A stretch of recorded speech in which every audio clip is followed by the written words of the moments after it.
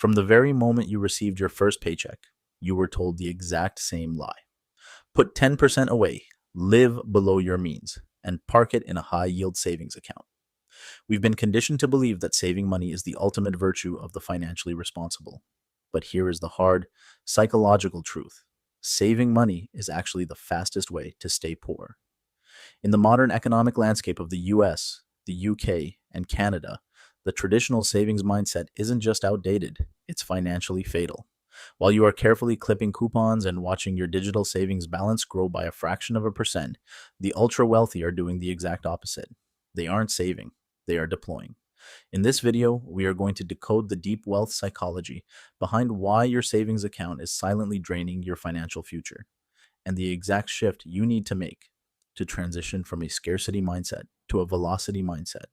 Let's start with the hard math before we dive into the psychology. Most people look at their banking app, see a number like $10,000, and they feel safe. But what they don't see is the silent thief: inflation. When you leave your money sitting in a standard bank account or even a high yield savings account, you are playing a losing game. If inflation is running at 4 to 5% and your bank is paying you 4% before taxes, you aren't actually making money. You are barely breaking even. And in most cases, you are losing purchasing power every single day. Psychologists call this nominal loss blindness. We see the nominal number stay the same, so our brain registers safety. But in reality, the actual value of that money is evaporating. A dollar saved back in 2020 simply does not buy the same lifestyle today. In 2026, by keeping your capital completely stagnant, you are guaranteeing a negative return on your life's energy. So, why do we love saving so much? It comes down to a psychological concept called loss aversion. Behavioral economics shows us that the pain of losing $1,000 is twice as intense as the joy of making $1,000. Saving money acts as an emotional security blanket. It temporarily soothes our anxiety about the future. But here is the ultimate psychological paradox. When your primary financial goal is simply not losing money, you completely lose the capacity to make money. This is the classic scarcity mindset. When you focus entirely on cutting expenses, shrinking your lifestyle, and hoarding cash, your brain optimizes for defense. You stop looking for opportunities, you stop taking calculated risks, and you stop investing in yourself. Wealthy individuals don't focus on shrinking their expenses. They focus on expanding their income and their leverage. They play offense. The wealthy understand a concept that the middle class completely ignores: the velocity of money. Money is not a trophy to be stored away in a vault. Money is energy. It is a tool. And just like water, when money stays stagnant, it goes bad. But when money flows, it creates massive power. The ultra wealthy use cash merely as a temporary parking spot. They use it to aggressively acquire assets that produce more cash flow, whether that's real estate, equities, businesses, or intellectual property. Think about it this way. If you save $500 a month for 30 years in a traditional way, you might end up with a modest safety net, one that has been heavily eroded by the cost of living. But if you take that exact same capital and use it to increase your financial velocity by investing in skills that double your salary or buying assets that appreciate, your compounding growth becomes exponential, not linear. So, if saving is a trap, what should you be doing instead?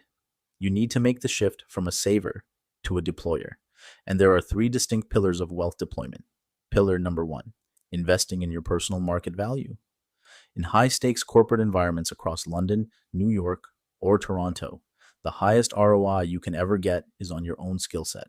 Spending $2,000 on a specialized certification, executive coaching, or high-level networking that secures you a $20,000 raise is a 900% return. No savings account or index fund on earth can match that. Pillar number two: buying asymmetric upside assets. Put your capital where the upside is massive, but the downside is strictly limited. This means strategically moving your money out of depreciating fiat currency and into cash-flowing assets or equities that consistently outpace the printing of money. And pillar number three: the opportunity fund, not a savings fund. Yes, you absolutely need liquidity, but stop calling it a savings account. Call it an opportunity fund. The psychological shift here is massive. You aren't hoarding this money to hide from a rainy day. You are accumulating it so you can strike. The moment a market correction, a business deal, or a prime asset becomes available at a steep discount, The belief that saving money makes you rich is a relic of a financial system that simply no longer exists. Banks don't reward savers. They use the savers' money to fund the investors. If you want to break out of the middle class loop, you have to overcome the psychological fear of letting go of cash. Stop trying to save your way to wealth. You cannot shrink your way to greatness. Focus on earning, focus on deploying, and focus on velocity. Change your core mindset from how much can I save to how effectively can I deploy. That is the true psychology of wealth. If this video challenged your perspective, hit the like button, subscribe to Wealth Paradox, and drop a comment below. Are you holding on to too much cash right now out of fear? Let's talk about it.